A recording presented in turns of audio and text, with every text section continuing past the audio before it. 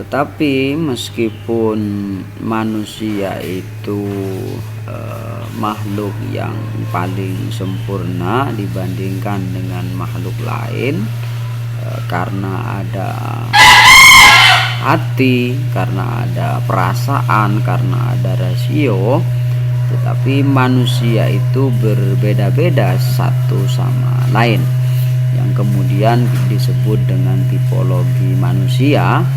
Ada 5 tipologi manusia itu sendiri. Yang pertama adalah manusia rasionalis, yang kedua adalah manusia material, yang ketiga adalah manusia moralis, yang keempat adalah manusia egois, dan yang kelima adalah manusia ulil albab. Kenapa disebut manusia rasionalis? Itu karena dia memiliki IQ yang baik, emosional dan spiritualnya rendah. Manusia material itu adalah manusia yang emosional dan intelektualnya tinggi tetapi spiritualnya rendah.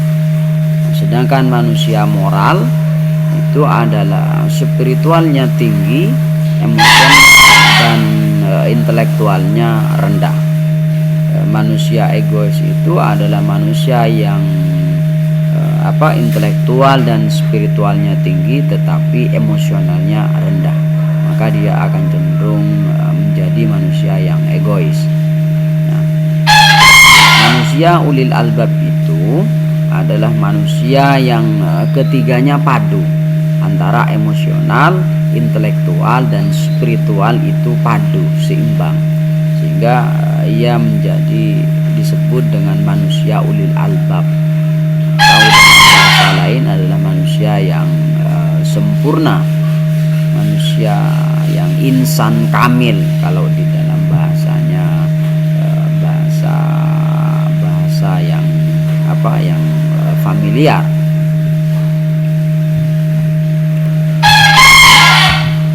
Terus kemudian ini di dalam tabel tentang tipologi manusia bisa dilihat manusia yang rasional itu seperti apa, yang materialis seperti apa, moralis seperti apa, egois seperti apa, dan manusia ulil albab itu seperti apa. Ini cara mudahnya bisa dilihat di tabel ini. Nah, kembali kepada yang saya ungkapkan di awal, meskipun manusia itu adalah makhluk yang paling sempurna, tetapi di sisi lain manusia itu tidak bisa lepas dari persoalan-persoalan kehidupan yang terus menempa manusia setiap saat. Sebenarnya permasalahan yang muncul itu tidak lain disebabkan oleh adanya emosional, intelektual dan spiritual yang tidak seimbang. Jadi makanya tadi ketika intelektual, emosional dan spiritual itu seimbang, maka dia akan menjadi manusia yang sempurna atau yang disebut dengan manusia ulil albab.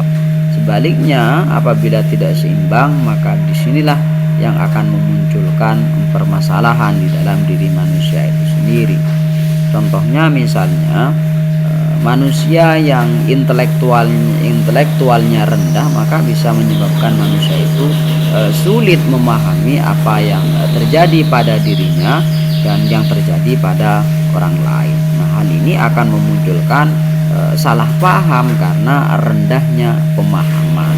Rendahnya pemahaman ini karena intelektual rendah. Nah, kemudian ketika emosionalnya rendah misalnya, maka seseorang itu akan cenderung menjadi pemarah. Dia akan sulit mengontrol emosinya. Ini ketika secara emosional rendah. mungkin bisa kita lihat di sekitar kita ada banyak orang yang sedikit-sedikit marah, sedikit-sedikit emosi. Itu karena emosional quotientnya itu sangat rendah, sehingga ia menjadi pemarah. Terus jika spiritualnya lemah, maka individu atau seseorang itu akan mengalami kekurangan makna di dalam kehidupan. Nah, ini biasanya dialami oleh orang-orang yang tidak begitu peduli terhadap agama, atau bahkan orang yang tidak beragama. Maka dia akan hampa, hidupnya hampa, seakan-akan tidak memiliki makna. Makanya untuk menyelesaikan permasalahan-permasalahan manusia ini harus ada keseimbangan dari 3 aspek: aspek intelektual, aspek emosional, dan aspek spiritual.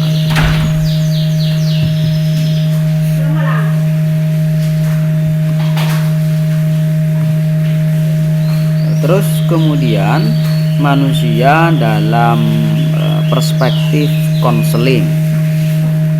Dalam perspektif konseling, manusia itu adalah makhluk yang unik dan memiliki kecenderungan berpikir rasional dan irasional.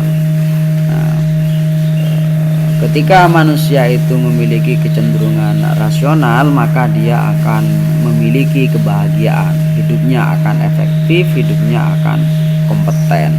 Sebaliknya, hidup yang tidak efektif, hidup yang tidak seimbang, tidak memiliki tujuan, itu biasanya adalah manusia-manusia yang berpikir irasional, berpikir tidak masuk akal.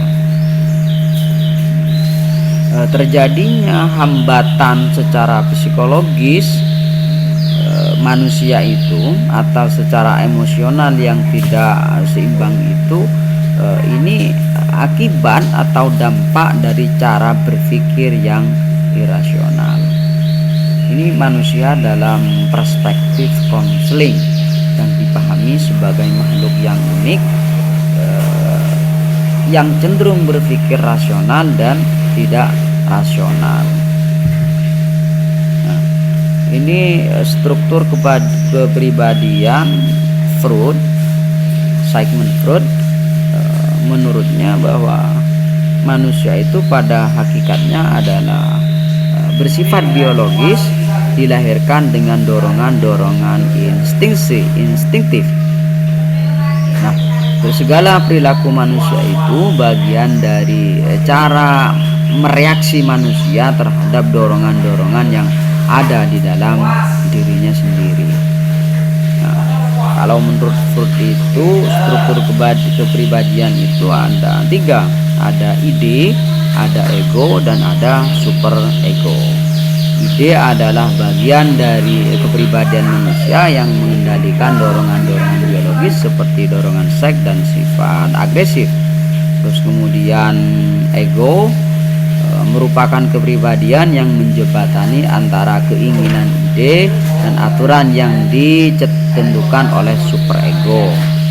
Yang ketiga itu adalah super ego, hati nurani yang bertindak berdasarkan prinsip moral. Super ego itu merupakan internalisasi dari norma sosial dan kultur masyarakat. Super ego memberikan pedoman untuk membuat penilaian. Jadi menurut Freud ini bahwa manusia itu, kepribadian manusia, segala tingkah laku manusia itu karena pertarungan antara ide, ego, dan super ego. Nah, untuk lebih jelas mengenai tentang ide, ego, super ego ini bisa dilihat di contohnya ini. Nah, contoh misalnya kalian pasti pernah merasakan lapar ketika sedang berada di ruang kelas saat ada materi, itu namanya ide. Nah, super ego bekerja dengan memberi pertimbangan untuk tidak makan. Ini pertimbangannya moral, dan ego yang bertindak dan memutuskan. Jadi ego itu yang menjembatani, pemutus itu memberi pertimbangan itu adalah super ego. Apakah akan terus dilakukan atau tidak, apakah akan makan saat materi atau tidak, ini pertimbangannya dari super ego.